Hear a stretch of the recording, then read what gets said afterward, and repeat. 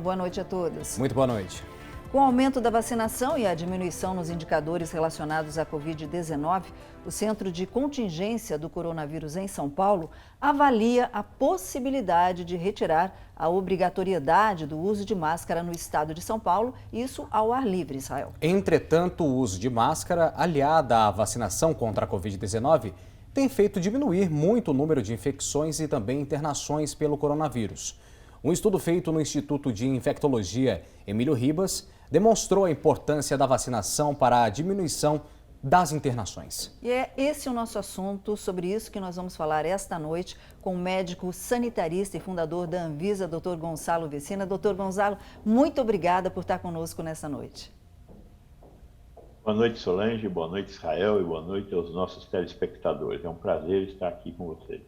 Doutor, eu começo perguntando para o senhor, essa determinação, essa possível liberação do uso de máscara, né? Existem vários projetos na Câmara dos Deputados, algumas deputadas dizendo que as pessoas, apenas aquelas infectadas, devem fazer uso da máscara, que a máscara não é tão eficiente assim. É premeditado? É ruim e é extemporâneo. Veja, quando eu falo, quando qualquer pessoa fala, a gente emite microgotículas de água e nestas microgotículas estão os vírus, as bactérias, os animais que habitam a nossa orofaringe, que são muitos, né? Nós vivemos numa poluição de micro-organismos. Parte deles são muito importantes para a nossa vida, parte deles não são tão importantes e produzem doenças, inclusive. Então, a máscara, ela retém essas gotículas. Muita gente fala, olha, o vírus é menor do que a trama da máscara. De fato, o vírus é menor do que a trama da máscara. O vírus, sozinho, atravessa a trama da máscara. Só que o vírus não anda sozinho, ele anda dentro de gotículas. Por isso que a gente expele um aerosol normalmente. Quanto mais alto a gente fala, mais sai gotículas de água e elas vão ficando maiores também, quando eu espirro, quando eu tosso, né? Então, a máscara protege as pessoas com as quais nós estamos conversando. Dependendo do tipo de máscaras tipo N95 e PFF2, elas também protegem a gente, porque aí as gotículas dos outros não conseguem ultrapassar, nem as microgotículas não ultrapassam uma máscara N95 bem colocada, né? Com barba, por exemplo, já fica mais difícil de obliterar a passagem das gotículas por entre a máscara. Agora, está mais do que pacificado. No mundo inteiro, qualquer cientista medianamente informado sabe, máscara protege o outro e protege um pouco também a pessoa que está usando a máscara, mas principalmente protege o outro. Por isso nós temos que incorporar a máscara no nosso vestuário normal, inclusive depois que a pandemia passar. Em ambientes fechados, quando eu tiver uma doença respiratória, eu vou usar máscara. Para quê?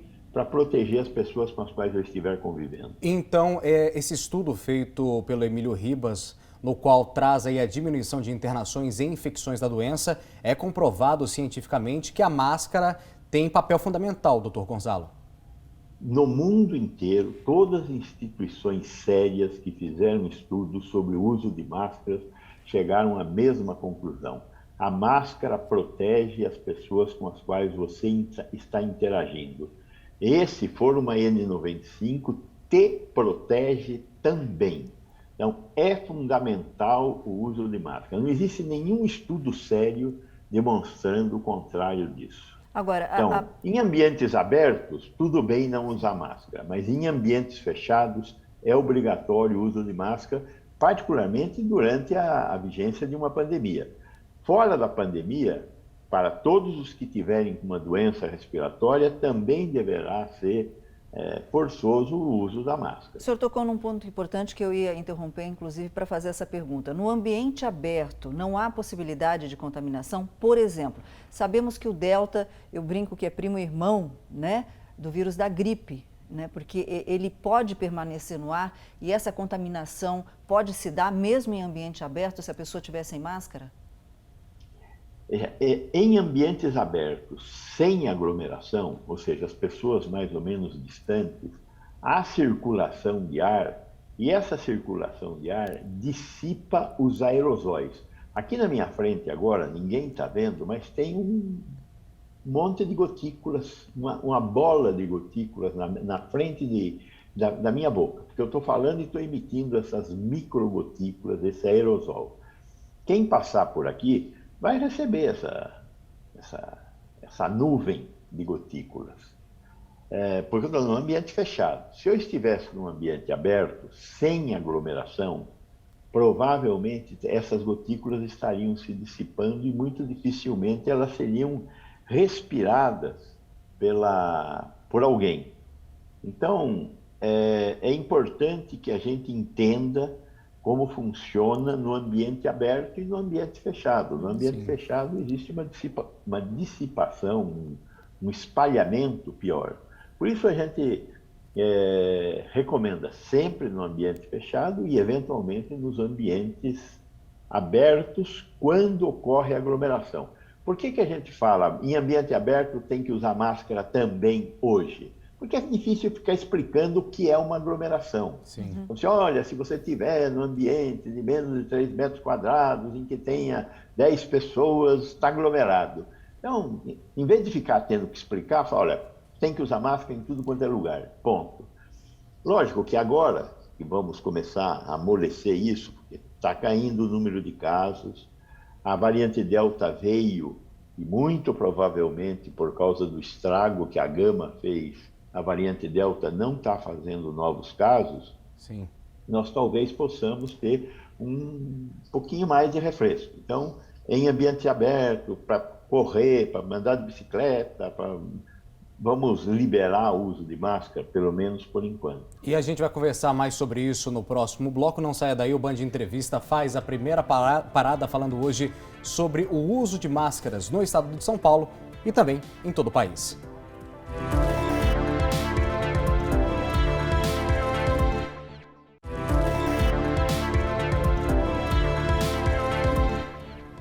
Máscaras em São Paulo. A Secretaria Estadual de Saúde e também o Centro de Contingência estudam a possibilidade de desobrigar a população no uso do item de segurança, lembrando, ao ar livre. O nosso convidado desta noite aqui no Band Entrevista é o médico sanitarista e fundador da Anvisa, Gonçalo Vecina. Solange Moraes. Doutor Gonçalo, eu queria associar esse nosso programa a uma decisão tomada nesta semana pelo governo do estado de São Paulo, que são as aulas presenciais 100% em todo o estado e cada município tem aí autonomia para decidir nas escolas municipais se liberam ou não 100%. 100% da presença dessas crianças e adolescentes nas escolas. Isso pode agravar o número ou não, já que nem todos estão com a segunda dose. E eu complemento essa pergunta. O adolescente, na hora do intervalo das aulas, não faz o uso de máscara e existe uma proximidade maior entre eles. Solange e telespectadores. O Brasil é provavelmente o país de desenvolvimento médio para cima que mais dias manteve suas escolas fechadas. Veja, não existe atividade sem risco. Nós nunca discutimos aqui se o trabalhador do transporte coletivo devia ficar em casa, nós nunca discutimos se os profissionais da saúde podiam ficar em casa, todos tinham que sair na rua e correr um determinado risco.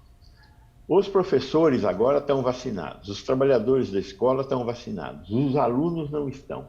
O risco dos alunos é muito pequeno, regra geral, existem exceções. Os portadores de doenças, as tais das comorbidades.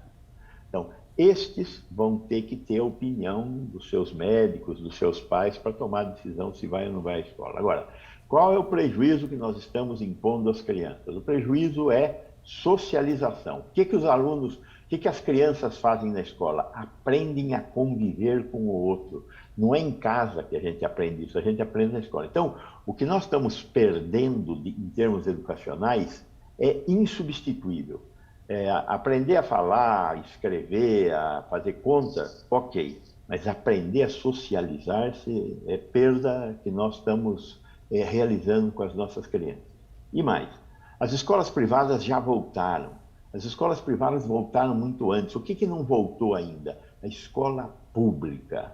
A escola que educa o filho do pobre, daquele que já não tem uma situação adequada hoje e está tentando educar os filhos para que os filhos fujam da armadilha na qual os pais entraram.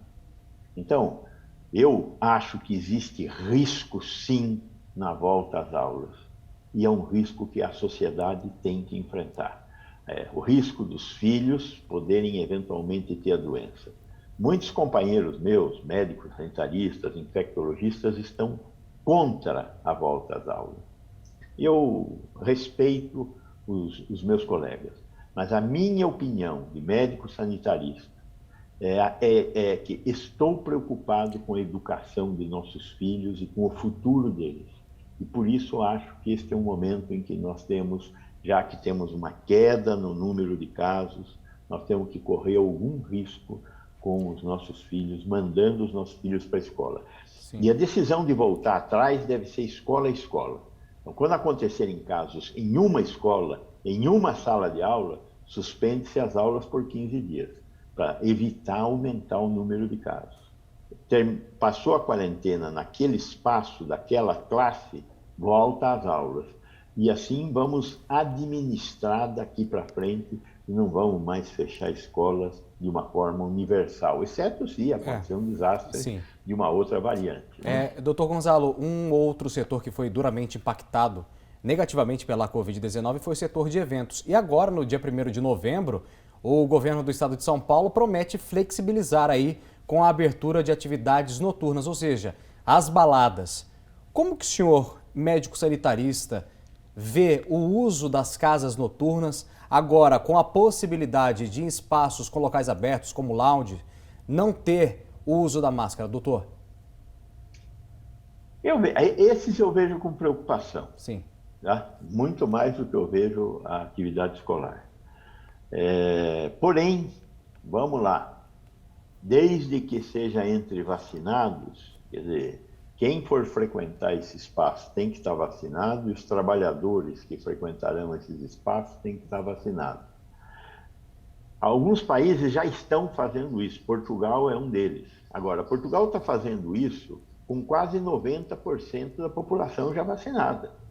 No Brasil, nós estamos chegando em 45% da população vacinada. Então, estamos longe desses 80%, 90% de vacinados, que seria quando eu teria tranquilidade de permitir acontecer uma coisa dessa. Mas a pressão econômica, a eleição em outubro do ano que vem, está levando os nossos governantes a tomarem decisões. Vamos lá. Porém, exclusivamente entre vacinados. Então, se você quiser, como o nosso presidente quis ir ao campo de futebol assistir o Santos lá no final de semana, não entrou. Por quê? Porque não estava vacinado. Então, entram os vacinados. Okay. Não entram as pessoas que não quiseram se vacinar, têm todo o direito a não querer se vacinar. Só que não me venha fazer eu correr o seu risco. Exatamente. As empresas aéreas, algumas empresas aéreas estão obrigando realmente os funcionários a tomarem a vacina. Doutor Vecina, gostaria de ficar a noite inteira aqui aprendendo com o senhor, recebendo todas as orientações, mas infelizmente o nosso tempo está terminando. Agradeço infinitamente sempre a sua disponibilidade de atender o Band Entrevista. Solange, o prazer é todo meu, é uma honra estar aqui com vocês e com os telespectadores da nossa televisão. Muito obrigado, boa noite a todos. Uma boa noite, doutor. Israel? O Band Entrevista ele fica por aqui, mas sempre com o encontro marcado com você aos sábados, agora às 7 horas da noite. Lembrando que ainda tem reprise na madrugada de segunda após o programa Show Business. Você acompanha o Band Entrevista também na íntegra no nosso canal do YouTube e pelas nossas redes sociais. Uma boa noite a todos. Uma excelente noite de sábado para você.